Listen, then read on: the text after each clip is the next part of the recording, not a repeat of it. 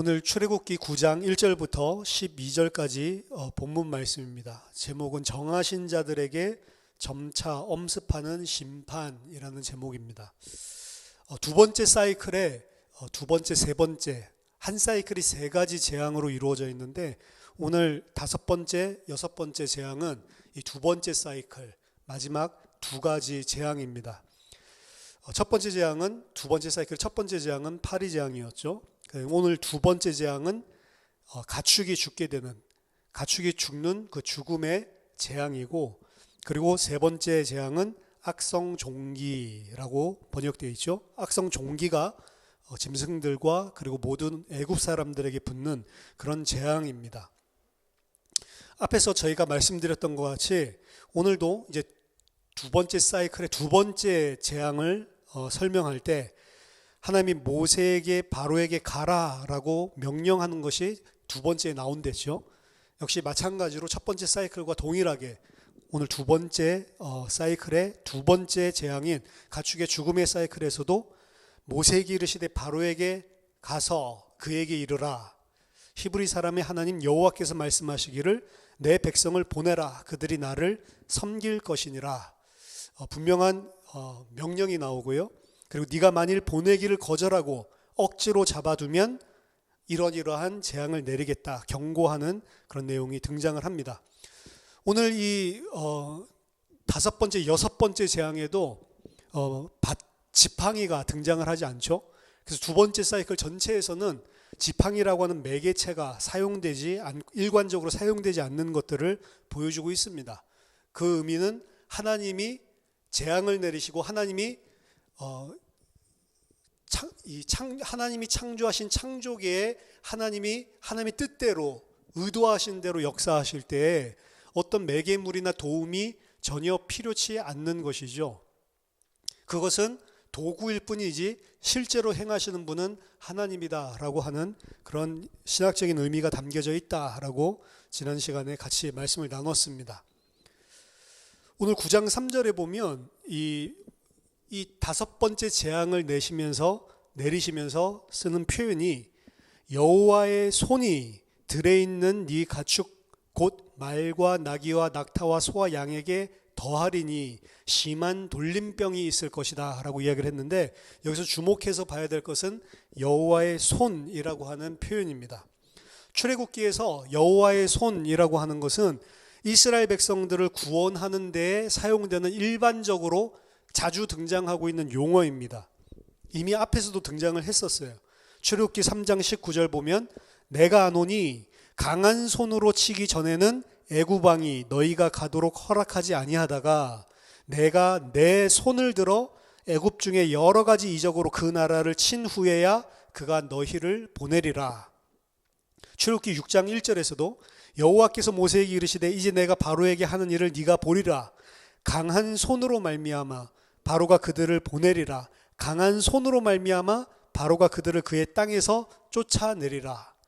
그리고 나중에 나와주면 출애굽기 13장 3절에서도 모세가 백성에게 이르되 너희는 애굽 곧 종되었던 집에서 나온 그날을 기념하여 유교병을 먹지 말라. 여호와께서 그 손의 권능으로 너희를 그곳에서 인도하여 내셨음이라. 그래서 이 여호와의 손, 하나님의 손이라고 하는 것은 하나님의 백성을 구원할 때 일반적으로 자주 등장하고 있는 그런 출애굽의 표현이 분명합니다.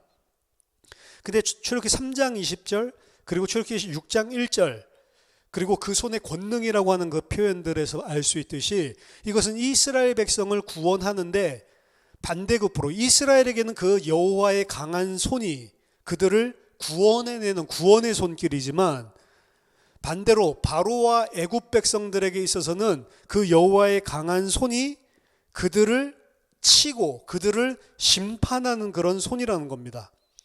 하나님의 백성에게는 구원의 손으로 사용되었지만 하나님을 대적하고 하나님을 인정하지 않고 있는 애굽과 바로를 향해서는 강한 심판의 손으로 항상 연결이 되고 있는 게 이 강한 손이라는 표현이에요. 그래서 항상 심판이라고 하는 것과 구원은 동전의 양면과 같습니다. 구원과 심판이 동시에 일어납니다. 마지막 때에 예수님께서 재림하셔서 백보자 심판을 한다라고 계시록에서 이야기할 때도 그 심판은 어떤 무리들에게는 생명의 심판이고 생명, 영원한 생명을 소유하게 되는 구원의 완성을 마무리 짓는, 결론 짓는 그런 심판이고, 하나님 택함 받지 못한 자들에게는 영원한 형벌을 받는 그런 형벌의 심판인 것이죠. 그것이 동시에 일어난다라는 것을 사실은 오경 안에서도 이렇게 계속 증거를 하고 있는 것입니다. 여호와의 손은 하나님이 애굽에 내리는 재앙 중에 가장 처음으로 오늘 본문에서 등장을 합니다. 10가지 재앙 그 앞에서는 여호와의 손으로 쳤다라고 하는 표현은 등장하지 않았어요. 아까 전에 출애굽기 3장 거기서 나온 거는 10가지 재앙 이전이죠. 3장과 6장에서 등장하는 것은 7장부터 이제 하나님이 재앙을 내리기 시작하시는데 여호와의 손으로 쳤다라고 하는 이런 표현은 10가지 재앙들 가운데 오늘 5번째 재앙에서 가장 처음 등장하는 것입니다. 즉 가장 처음으로 하나님이 지으신 피조물들, 하나님이 지으신 창조물들을 하나님이 강한 손으로 치시는 거예요. 이전까지는 하나님이 강한 손을 들어서 직접적인 죽음을 일으키는 이런 재앙은 없었습니다. 그 앞에 있었던 것들은 개구리 재앙도 그렇고요. 그리고 또 파리 재앙도 그렇고 이 재앙도 그렇고 하나님이 창조하신 피조물들, 창조물들을 활용하고 사용하셔서 심판을 하신 것이었지 직접적으로 하나님께서 그것들을 치셔서 죽이는 것은 아니었다는 거죠. 따라서 5번째 재앙에서 하나님께서 그 피조물들에게 행하시는 그 심판의 정도가 앞에 것들이랑 비교해보면 강해져 있는 것들을 우리가 발견을 하게 됩니다. 또 이건 어디서 볼 수 있냐면 점차 강화되고 있는 하나님의 심판이라고 하는 것이 3번째 재앙에서 이 먼지들을, 티끌들을 이로 만드는 재앙을 했을 때 그 술사들이, 애굽 술사들이 하지를 못하죠. 애굽 술사들이 그걸 하지 못하면서 이것은 여호와의 하나님의 권능입니다 라고 이야기를 하죠. 그 여호와의 권능이라고 하는 것은 원래 원어에 보면 권능이 아니라고 이야기했죠. 여호와의 손가락입니다 라는 소리였죠. 여호와의 손가락입니다. 이것은 진짜 신의 손가락입니다 라고 이야기하는, 근데 그 손가락이 오늘 본문에서는 손으로 바뀌어 있죠. 그러니까 이게 점차 심판이라고 하는 게 강화되는 모습으로 재앙의 정도가 시간이 흐르면 흐를수록 점차 고조되고 강화되는 것들을 보여주고 있습니다. 가축들에 대한 죽음, 가축을 죽여버리는 이 재앙은 애굽의 신에 대한 심판입니다. 왜냐하면 애굽 사람들이 섬기고 있었던 어머니 혹은 하늘의 여신이라고 섬기고 있었던 하토르라고 하는 그런 여신이 있었는데, 이 하토르는 애굽에서 소의 모양을, 특히 머리에 뿔을 2개 달고 있는 그런 소의 모양으로 묘사를 하고 있기 때문에 그렇습니다. 바로가 자신의 힘의 근원으로 여기고 있는 우상과 거짓 신들을 하나님께서 죽음을 통해서 심판하시는 것들을 보여주고, 그것들은 신이 아니고 그것들은 여호와와 싸울 수 있는, 대적대항할 수 있는 그런 존재가 아니고 하나님이 지으신 피조물에 불과하다라고 그 우상의 거짓됨을, 실체를 폭로하고 있는, 그것이 오늘 가축을 죽이는 죽음의 재앙입니다. 그리고 또한 이것은, 가축은 사실은 하나님께서 생명을 주셔서 하나님께서 지으신 창조물이거든요. 생물이거든요. 근데 그 생물을 하나님께서 죽이는 것 자체가 사실은 역창조의 일이다라고 볼 수가 있습니다. 재앙은 전부 다 하나님의 창조 질서와 하나님이 창조하신 것들이 하나님이 그 창조의 능력을 걷어가시고 그 창조를 통해 우리에게 베푸신 은혜를 거두셨을 때 어떠한 재앙과 죽음이 초래되는지를 보여주는 역창조 현상이거든요. 그래서 이것 또한 역창조의 주제입니다. 처음 하나님께서 창세기 1장에서 창조하셨을 때 동물들을 창조하시고 그 동물들을 인간에게 주어졌죠. 그 동물들은 인간에 의해서 통치받고 다스림을 받아야 하는 존재였지만 지금 애굽의 온 가축들을 죽이시면서 행하시는 것은 하나님이 그 인간의 손에서 더 이상 통치받지 못하도록 그들에게 주셨던 그 짐승들을 거두어 들이시는 모양새를 취하고 있는 겁니다.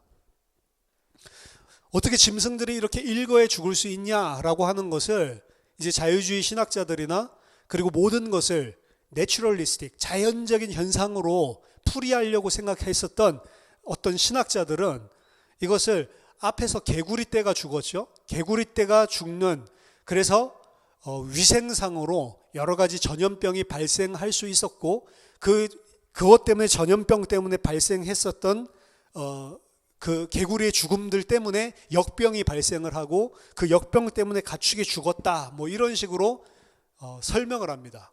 뭐 좀 더 논리적으로 합리적으로 설명을 하려고 하는 거죠.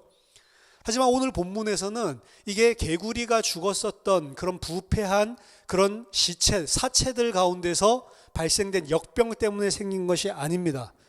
왜냐하면 애굽의 모든 가축들은 전부 다 죽었다라고 표현을 하지만 이스라엘의 가축들은 하나도 죽지 않았다라고 분명히 이야기를 하고 있죠. 그래서 이거는 자연적으로 일어나는 현상이 아니고 그 자연을 뜻대로 움직이시고 통치하시고 주관하시는 하나님의 손에 의해서 일어나고 있는 거다라고 본문은 분명하게 이야기를 하고 있습니다. 별로 신빙성이 없는 그런 모더니즘의 주장인 거죠. 오늘 본문에서 그것보다 조금 더 문제될 수 있을 만한 것은, 오늘 본문에서는 이 재앙을 통해서 애굽에 있는 애굽 사람들의 모든 가축들이 하나도 빠짐없이 다 죽었고 이스라엘 백성들의 가축들은 하나도 죽지 않았다. 요거를 극과 극으로 이야기하고 있습니다. 하나도 죽지 않고, 그리고 여기는 일부만 죽은 게 아니고 전부 다 죽었다라고 이야기를 하죠. 근데 전부 다 죽었다라고 하는 요게 사실은 문제점이 있는 겁니다. 왜냐하면 다음 6번째 재앙, 악성 종기가 생기는 재앙을 보면 그 9절에 보시면 그 재가 애굽 온 땅에 티끌이 되어 애굽 온 땅의 사람과 짐승에게 붙어서 악성 종기가 되었다라고 이야기를 하고 있죠. 애굽 사람들의 애굽 땅에 있었던 모든 이스라엘 백성의 가축들 말고 애굽 사람들의 모든 짐승들이, 가축들이 전부 다 죽었다라고 한다면 사실은 9장 9절이 이해가 안 되는 거죠. 그리고 9장 19절에서 오늘 본문은 아니지만 또다시 애굽인들의 가축이 다시 등장을 합니다. 다 죽었다고 했는데 왜 안 죽었냐, 이런 것들을 이제 문제 삼는데요. 문제 삼지 마시기 바랍니다. 우리가 금요일날 같이 공부하고 있지만 성경이라고 하는 것은 있었던 역사적인 사실을 팩트대로 그대로 쓰는 것이 아닙니다. 그냥 평범하게 받아들이시면 돼요. 과장법이다. 문학적인 장치를 가지고 쓰고 문학적인 장치로 이것을, 이 임팩트가 얼마나 큰지를 그냥 설명하고 있는 거다라고 넘어가면 돼요. 사실은 어린아이가 이 책을 읽더라도 그것 때문에 문제 삼지 않는 거를 신학자들은 그걸 가지고 문제를 삼는 거거든요. 그래서 여기서 앞에서 이야기했던 이 가축이라고 하는 뭐 단어가 뭐 베헤마고 짐승이라고 한다는 무슨 단어니까 이건 뭐 다 죽었다는, 요것만 죽었다는 거냐, 뭐 이렇게 이야기하는데 이거든 저거든 다 해보면 여기서 죽었다라고 하는 것은 베헤마, 가축들보다 더 큰 짐승들, 모든 짐승들이 다 죽었다라고 오늘 본문에서는 분명히 이야기를 하고 있기 때문에 그냥 심플하게, 단순하게 엄청나게 많은 가축들이 애굽 사람들이 느낄 때 이게 재앙이구나라고 느낄 수 있을 정도로 엄청나게 많은 가축들이 죽었다라고 생각을 하시면 됩니다. 엄청나게 많은 가축들이 죽고 그 임팩트가 엄청나게 컸기 때문에 이제 5번째, 6번째 지나서 이제 3번째 사이클, 7번째 재앙이 내릴 때는 이제 애굽 사람들 중에 일부는 모세가 하는 말을, 하나님이 모세를 통해서 하시는 말씀을 듣기 시작하죠. 그래서 그들이 타격을 받고 이거 큰 문제 가운데 빠졌구나 라고 하는 불안감을 일으킬 만한 그런 정도의 엄청나게 많은 양의 가축들이 죽었다라고 하는 것을 그냥 과장법으로 표현한 거다라고 생각하고 그냥 넘어가시면 됩니다. 큰 문제가 아니란 말이에요. 그래서 오늘 이 모더니즘, 현대의 이성주의, 이전에는 별로 생각하지 않았었던 것들을 본문을 갖다가 자세히 들여다보고 자세히 분석하면서 오히려 문제 삼는 케이스가 제가 봤을 때는 상당히 많은 것 같아요. 별로 쓰잘데기 없는 그런 논의들을 엄청나게 학자들이 많이 한단 말이죠. 출애굽기 9장 7절에 보니까 바로가 사람을 보내어 본즉 이스라엘의 가축은 하나도 죽지 아니하였더라. 이 9장 7절에 이제 자기네들의 가축이 엄청나게 많은 가축들이 죽은 걸 보고 바로가 사람을 보내서 이스라엘 백성의 가축들은 죽었는지 안 죽었는지를 조사시키는 그런 내용이 등장을 하죠. 보니까 이스라엘의 가축은 모세가 한 말대로 하나님의 말씀대로 하나도 죽지 않았다라고 하는 사실을 발견을 합니다. 히브리어 원문에는 사람을 보냈다라는 표현을 안 하고 있어요. 사람을 보냈다라고 하면 보내다라고 하는 동사에 사람을이라고 하는 목적어가 따라 나와야 되는데 이 목적어 자체가 없습니다. 바로가 보내니 부알라 비홀드 비홀드라고 하는 거 이 부알라라고 깜짝 놀라서 보라 이 소리거든요. 이 바로가 사람을 보내니 봐라 이스라엘의 가축들은 하나도 죽지 아니하였더라라고 표현을 합니다. 이 사람을 보낸다라고 하는 단어 지난번에도 설명했죠. 샬라라고 하는 단어를 가지고 이 언어 유희적인 이런 장면들이 등장을 하는데 하나님 뭐라고 말합니까? 너가 내 백성 이스라엘을 애굽 땅에서 보내지 샬라하지 아니하면 내가 파리떼를 샬라 보내겠다라고 이야기를 했죠. 너가 보내기를 거절하면 내가 오늘도 심판을 하겠다라고 했는데 이 바로는 하나님의 백성을 보내지 않고 하나님의 백성을 보낸 대신 사람을 보냈겠죠. 근데 왜 여기 사람을 이라는 표현을 안 썼냐? 그 샬라라고 하는 단어를 가지고 강조하고 있는 겁니다. 샬라 가지고 언어 유희적인 표현을 하고 있는 거예요. 이스라엘 백성을 보내야 되는 바로가 하나님을 말씀을 순종하지 않고 이스라엘 백성은 보내지 않고 자기 신하를 보내서 그래서 확인하는 거죠. 하나님의 말씀이 맞는지 안 맞는지를 보니까 이스라엘 가축은 하나도 죽지 않았다라는 사실을 발견을 합니다. 하나님은 이스라엘 백성을 보내라고 했는데 그 대신 바로는 자기 백성을 보내서 정말로 모세가 말한 대로 위협한 대로 모세가 경고한 대로 되었는지 안 되었는지를 확인하는 것들을 보여줍니다. 출애굽기 저자는 그 바로가 샬라라고 하는 단어를 가지고 하나님의 말씀에 순종하지 않는 것들을 대조해서 보여주고 있는 거예요. 그러면서 이 바로의 어리석음에 대해서 아이러니한 것과 조롱의 이런 뉘앙스를 섞어서 오늘 묘사를 하고 있는 겁니다. 왜냐? 가서 분명히 하나도 죽지 않았다라고 하는 놀라운 광경을 발견했는데도 바로는 그 모습을 보고도 마음이 완강하여 백성을 보내지 아니하였다라고 이야기를 하고 있거든요. 얼마나 어리석으냐.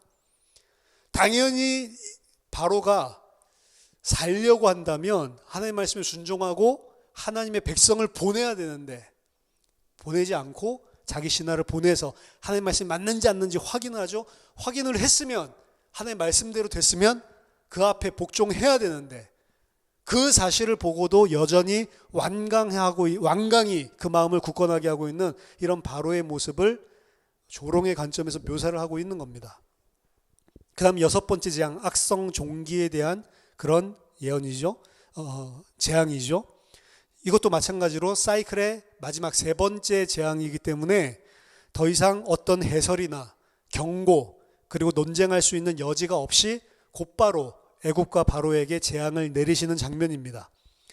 근데 이 종기 6번째 재앙에서 중요한 점은 이제 이 재앙이 오늘 보니까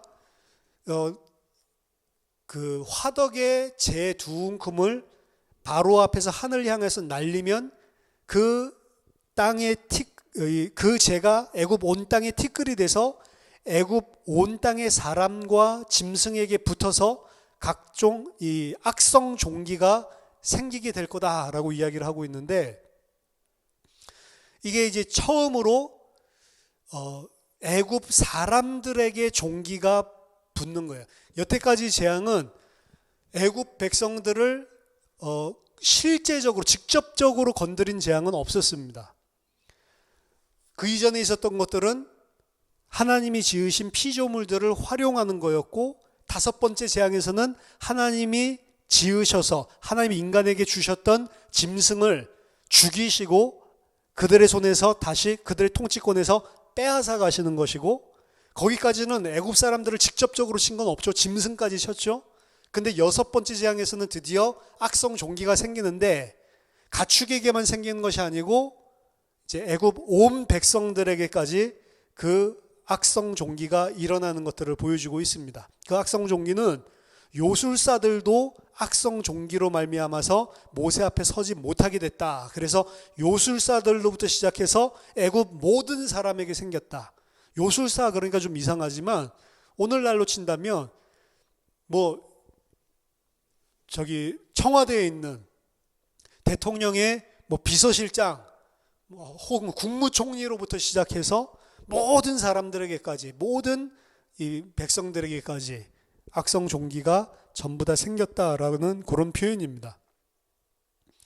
그래서 이제 하나님께서 애굽 사람들에게 그들의 생명이 위협 가운데 있다는 사실을 실제로 직접적으로 시연하는 첫 번째 재앙이라는 점이 중요한 겁니다. 그래서 이 두 번째 사이클을 보면 이 네 번째, 다섯 번째, 여섯 번째, 이게 점점 강도가 강해지고 급박해지고 점점 하나님의 심판이 그냥 자연물들을 활용하는 것에서, 하나님께서 지으신 창조물들을 죽이시고 생명을 빼앗아가는 것에서, 그리고 이제 그게 짐승들에게 뿐만 아니라 애굽 사람들에게도 종기가 생기는 걸로 점점 엄습해 오고 있는 것들을 이 두 번째 사이클에서는 보여주고 있는 것입니다. 직접적으로 애굽 사람들에게 내리시는 이 재앙을 통해서 점점 사실은 깨닫게 되는 거예요. 그래서 이제 세 번째 사이클로 넘어가게 되면 이제 하나님의 경고를 두려워하고 무서워하는 자들이 발생하게 되는 겁니다. 그리고 이 여섯 번째 이 재앙은 인과응보적인 성격을 품고 있다라고 카스토는 이야기를 합니다. 왜냐하면 화덕의 죄를 취해서 그 화덕의 죄가 어떻게 됐죠? 악성 종기가 돼서 사람들과 짐승들에게 붙은 것이거든요. 이 화덕의 죄는 출애굽기 1장에 바로가 이스라엘 백성을 자신의 노예로 부리면서 벽돌을 화덕에서 구워서 만들도록 시켰었던 바로 동일한 재료입니다. 그래서 다시 한번 강조를 하고 있는 거예요. 애굽 사람들이 지금 당하고 있고 바로가 당하고 있는 이 심판, 특별히 여섯 번째 이 심판, 이것 또한 그냥 발생한 것이 아니고 애굽 사람들이 지은 죄에 대한 정확한 인과응보적인, 그들이 이 심판을 받아 마땅한 것, 거기에 대해서 설명을 하고 있는 내용이 이 죄에 대한 내용이다라고 카스토가 이야기를 하고 있는 겁니다. 우리가 앞에서도 계속 살펴봤지만 나일 강물이라든지 이런 것들 또한 그들이 나일 강물에 이스라엘 남아들을 살해했었던 그런 것들을 상기시키고, 그게 나중에 홍해에서 동일하게 그들이 죽였던 것처럼 하나님도 애굽 백성들을 전부 다 수장시켜서 죽여버리는 그런 심판을 내리신다고 했죠. 쉽게 표현하면 렉스 탈리오니스, 이에는 이, 눈에는 눈, 이런 인과응보식의 심판을 하고 있는 것들을 보여주는 거예요. 그럼 뭐냐면 애굽 사람들이, 그리고 바로가 불쌍한 것이 아니고 그들 자신이 당연히 받아야 될 심판의 내용을 가지고 심판을 받고 있다라고 하는 것들을 암시적으로 보여주고 있는 것입니다. 출애굽기 9장 11절에 요술사들도 악성 종기로 말미암아 모세 앞에 서지 못하니, 요술사들은 악성 종기를 똑같이 만들어낼 수 없었을 뿐만 아니라 이제 어떻게 됐냐면 모세 앞에 서지 못하게 됐다. 근데 출애굽기 9장 10절 바로 그 전에 보면 그들이 화덕의 재를 가지고 바로 앞에 서서 모세가 하늘을 향해 날리니, 요거 이제 대조해서 보여주고 있는 거 10절과 11절에 모세는 바로와 애굽 백성들 앞에 떳떳하게 서 있고, 드디어 이제 요술사들은 그들이 하나님이 내리시는 심판 때문에 꺾여서 더 이상 모세 앞에 서지 못하게 된 것들을 대조적으로 보여주고 있는 겁니다. 이렇게 점점 심판이 엄습해 오는데도 바로의 반응은 어떻습니까? 12절에 그러나 여호와께서 바로의 마음을 완악하게 하셨으므로 그들의 말을 듣지 아니하였으니 여호와께서 모세에게 말씀하심과 같더라. 자, 이 12절도 또한 중요한 겁니다. 오늘 9장 12절 전에 다섯 번째 재앙까지는 마음을 완악하게 하고 하나님의 경고를 무시하고 하나님을 대적한 것은 바로 자신의 자유의지였어요. 바로 자신이 자기 자신의 자유의지로 하나님의 말씀을 듣지 않았다라고 시종일관 설명하고 있었습니다. 근데 오늘 9장 12절에 이 여섯 번째, 두 번째 사이클 마지막 심판에서는 뭐라고 표현하냐면 그러나 여호와께서 바로의 마음을 완악하게 하셨으므로 바로가 그들의 말을 듣지 않았다라고 이야기를 하고 있습니다. 바로가 모세의 경고를 귀담아 듣지 않고 마음을 완악하게 한 것이 바로 여호와 하나님이 그렇게 하셨기 때문이다라는 것을 처음으로 진술하고 있는 등장입니다. 이것은 지금까지 계속된 반복되고 있는 문장, 여호와께서 모세에게 말씀하심과 같더라라는 표현에서 알 수 있듯이 사실은 재앙에서 처음 등장하고 있는 구체적인 내용이지만 이미 하나님께서 그렇게 말씀하셨습니다. 재앙을 내리시기도 전에요. 출애굽기 4장 21절이죠. 여호와께서 모세에게 이르시되 네가 애굽으로 돌아가거든 내가 네 손에 준 이적을 바로 앞에서 다 행하라. 그러나 내가 그의 마음을 완악하게 한즉 그가 백성을 보내주지 아니하리니. 하나님이 이미 출애굽기 4장에서부터 내가 그렇게 하겠다라는 것들을 이야기하고 있죠. 그리고 그 말씀하신 출애굽기 4장 12절대로 오늘 본문에서 9장 12절에서 하나님이 바로의 마음을 완악하게 한다. 그러니까 두 가지가 등장하는 거예요.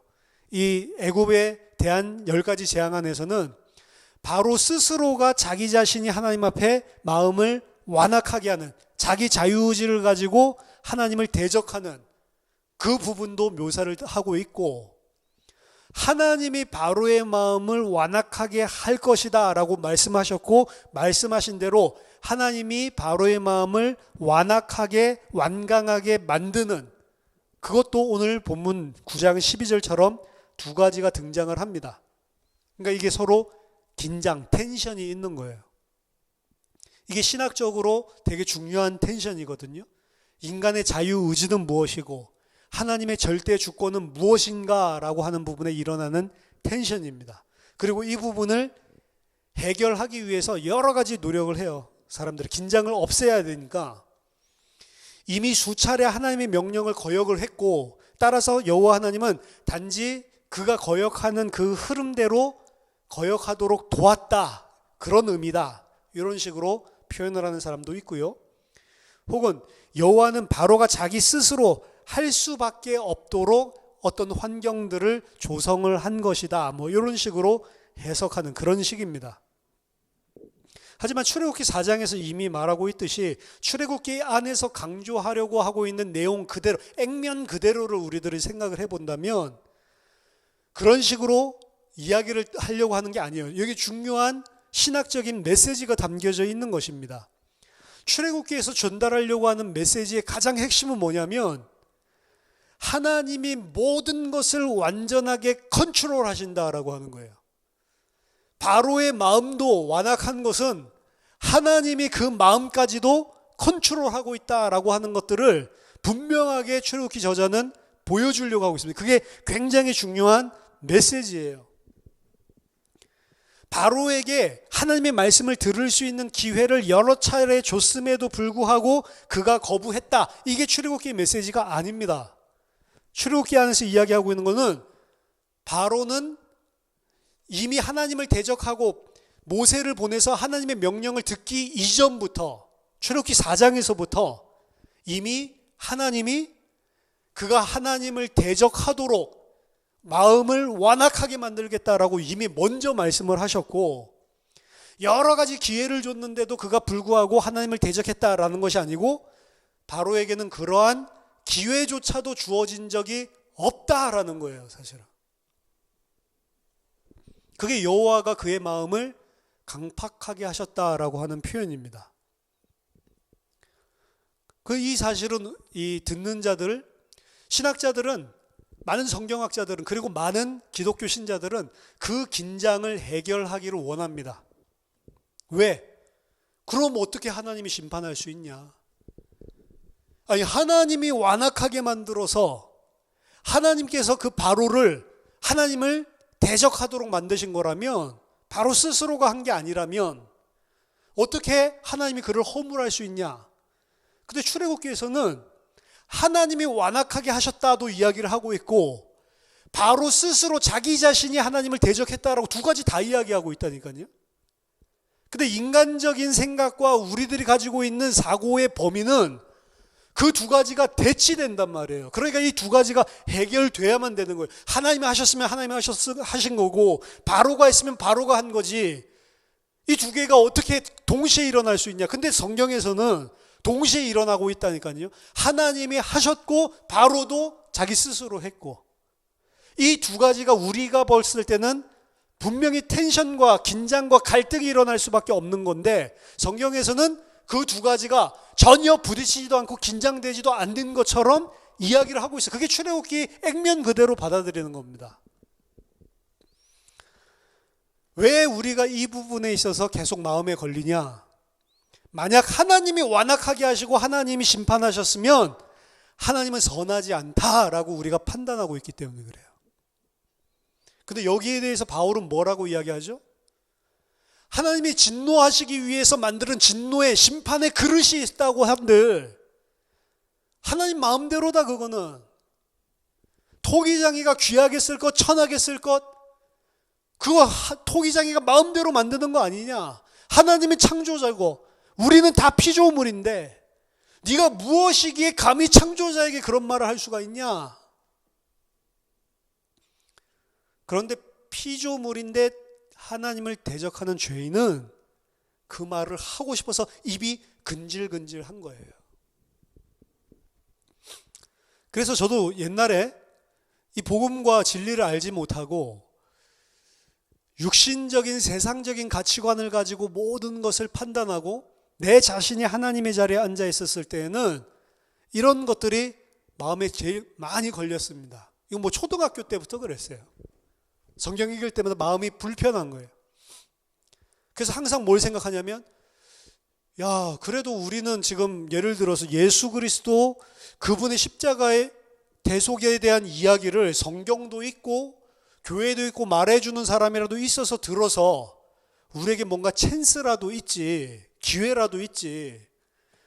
그럼 지금 아프리카나 혹은 원주민들이나 이 복음을 한 번도 듣지 못한 사람들은 아예 예수 믿을 기회조차 없는데 그 사람들 어떻게 되는 거냐?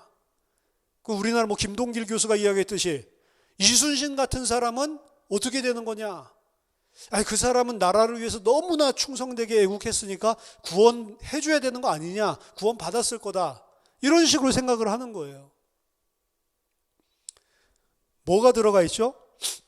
만약 이 복음을 한 번이라도 듣지 못해서 예수를 믿지 못하는 사람, 그래서 구원받지 못한 사람이 있다면 이건 그 사람들에게 하나님이 unfair하다, 페어플레이가 아니다, 공정하지 않다, 그런 하나님이라면 너무 독단적이고 독선적이고 내 마음에 안 든다라고 하는 게, 이게 모든 세상의 죄인된 생각입니다. 이게 그 생각 자체가. 인간은 뭘 못 받아들이냐? 하나님이 하셨는데 그 하신 게 내가 납득이 안 되더라도 하나님이 하셨으면 그냥 그게 다 선한 것이고, 내가 어떻게 창조주를 알 수 있냐? 창조주의 생각을 내가 어떻게 그 생각하시는 걸 그대로 내가 알 수 있냐? 그거 사실 그냥 인정하고 하나님이 하셨으면 맞는 거다라고 그냥 무조건하고 복종하고 순종하는 것입니다. 내가 이해가 안 되더라도. 내 생각에 이해가 안 되기 때문에 하나님이 틀렸다라고 생각하는 거는 내가 하나님 자리에 앉는, 그게 창세기 3장의 아담과 하와의 죄라니까요. 그게 본질적인 인간의 죄라니까요. 내 이성과 내 머리로 납득할 수 있는 하나님이 아니라면 그건 불의한 하나님이라고 하는 겁니다. 근데 하나님은 그 불의한 하나님의 모습을 통해서 사실은 우리를 구원하셨다고요.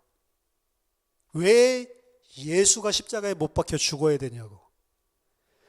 왜 제2위 성자 하나님이 육신을 입고 이 땅에 와서 죄 없으신 그분, 창조주이신 그분, 만물이 그로 말미암고 만물이 그를 통하고 만물이 그에게로 돌아갈 그 하나님이 왜 육신을 입고 이 땅에 와서 사람들에게 조롱당하고 침뱉음당하고 죽어야 되냐고요. 그거보다 더 불의한 게 있어요? 더 이해 안 되는 게 있어요? 내가 생각할 때 하나님이 그렇게 하시면 안 되지라고 생각하는 그 방법이 아니면 구원 못 받는다고요, 우리는. 근데 우리는 끝까지 내가 생각할 때 옳은 것대로 하나님 행동하셔야 하나님이라고 인정을 하는, 그건 하나님 아니라니까요. 그래서 성경에서는 절대 주권을 이야기하면서 동시에 인간 스스로 우리가 봤을 땐 부딪히는 것 같은데 그 두 개를 다 이야기하고 있습니다. 그리고 오늘 본문에서 이야기했죠. 바로가 벽돌 굽는 것들을 화덕에서 시켰고 그 화덕의 죄를 통해서 인과 응보적인 심판을 주고 있는 거라고. 애굽 사람들과 바로는 그 심판을 받기에 합당하다라고 하는 것들을 메시지를 보여주고 있죠. 그 메시지를 보여주는 가운데 하나님이 바로의 마음을 완악하겠다라고 하는 이 메시지도 동시에 보여주고 있는 거예요. 뭘 보여주는 거냐? 하나님이 그렇게 심판하시는데 하나님이 택하지 않은 자에게 그 심판하시는 것이 합당하다는 겁니다. 합당하다. 그 사실을 여러분들이 인정할 수 있어야 돼요. 진짜 하나님의 은혜를 받은 사람은 어떻게 합니까? 야, 아프리카 사람들은 이 복음 듣지도 못했는데 어떻게 하나님 불공평하게 그런 하나님 될 수 있냐? 난 그런 하나님 인정할 수, 이건 구원받지 못한 사람의 생각입니다. 진짜 구원받은 사람은 어떻게 해요? 그래, 나도 아프리카에 태어났으면 이 복음 들어보지 못했을 건데, 예수 믿을 기회조차 없었을 건데, 왜 하나님이 나는 한국에 지금 이 시간표에 태어나게 하서 100년 전만 태어나도 복음 못 들었을 가능성이 높은 거 아니에요. 150년 전에 태어났으면 아예 못 듣는 거 아닙니까? 근데 어쩌자고 21세기에 20세기에 나를 하나님이 이 땅에 보내셔서 복음이 있는 이 땅에 보내주시고, 또 저 같은 경우는 교회에 다니고 있는, 그래서 늘 교회에서 말씀을 접할 수 있는 그런 가정에, 그런 부모 아래 태어나게 하셔서 이 복음, 이 성경, 이 예수를 알게 하고 믿게 해주셨냔 말이죠. 하나님이 부당하다 그런 게 아니고 나도 그렇게 돼야 되는데 왜 나한테 이 은혜를 베풀, 그게 더 커 보여야 되죠. 근데 구원받지 못한 사람은 이 은혜가 커 보이는 게 아니고 하나님 택하시지 않은 자들에게 너무 불공평한 거 아니에요? 은혜를 모르는 사람입니다. 그게 논리적으로 맞죠? 이성적으로 맞죠? 사람이 생각하는 사람의 논리와 이성에 너무 딱 맞는데 하나님의 은혜는 모르는 거예요. 하나님이 우리를 택하셨다, 그리고 하나님이 택하시지 않은 자들을 심판하신다라고 하는 영역은 온전하게 하나님의 영역입니다. 그거 우리가 가타부타 말할 수 없는 피조물이라니까요. 우리가 생각할 것은 사실은 하나밖에 없는 거예요. 나도 구원받을 만한 그 어떤 메리트를 갖지 않았는데 왜 나에게 이런 은혜를 베풀어 주셨지? 그 생각만 하면 되는 거라니까요, 사실은. 나머지 모든 내가 이해 못하는 그런 일들은 하나님이 신실하시고 하나님이 맞다라고 하나님을 믿는 것입니다. 그게. 오늘 하나님께서 이미 심판하시기로 정해 놓으신 자들에게 점층적으로 계속해서 심판이 점점 더 가까이, 피조물에게 있었던 것들이 이제 그들의 실제적인 육신의 영역까지 엄습해서 재앙이 닥치고 심판이 엄습해서 몰려오고 있는 장면을 두 번째 사이클에서 보여주고 있습니다. 근데 하나님 택하시지 않은 자들은 어떤 반응을 보이냐?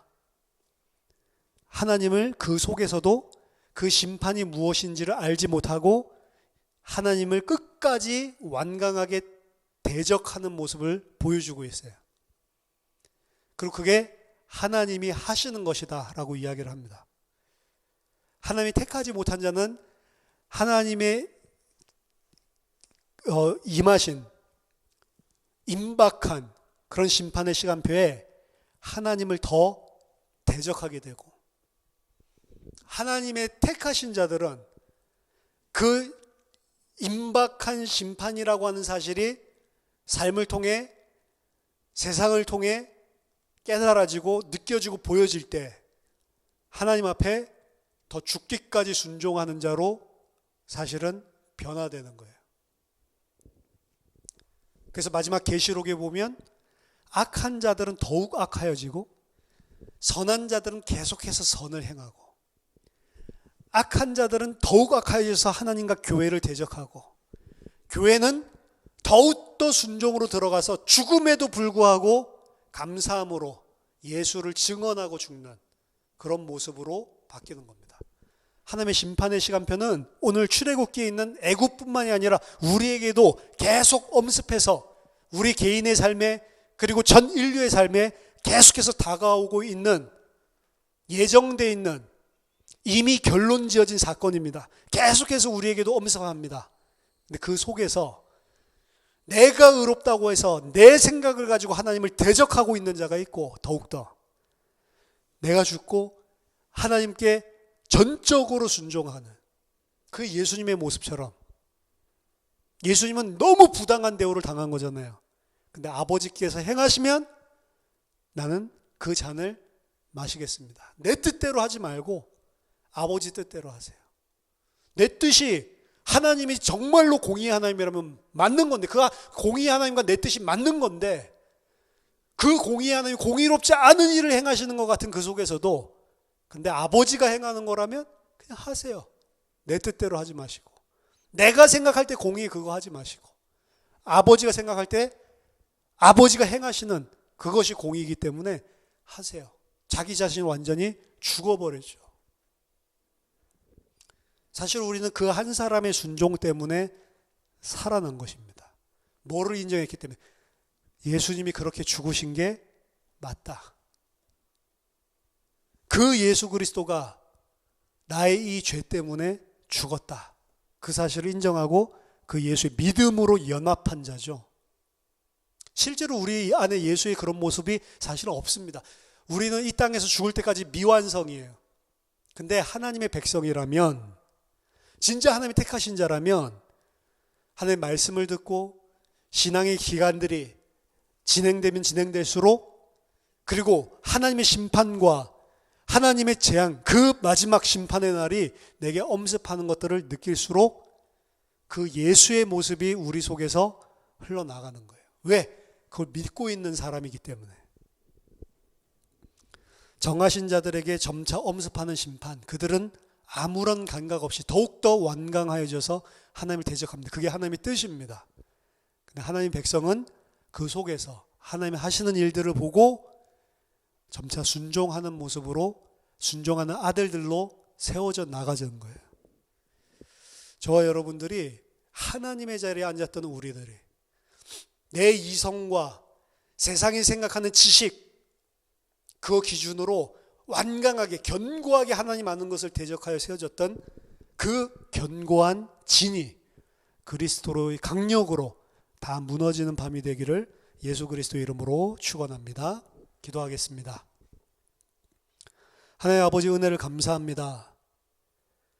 우리는 피조물이고 하나님은 창조주이시며 하나님이 행하시는 그 어떠한 것에 우리가 토를 달 수 없고 그 모든 것이 다 지극히 선함을 인정합니다.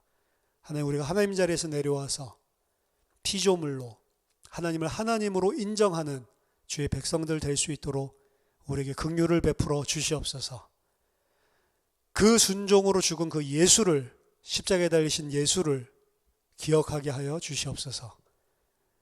마지막 때가 가까워지고 마지막 심판의 날이 가까울수록 깨어서 주님 오실 때 흠도 없고 점도 없는 자로 쓰기를 힘쓰는 하나님의 백성으로, 참된 믿음의 사람으로 세워지도록 축복해 주시옵소서.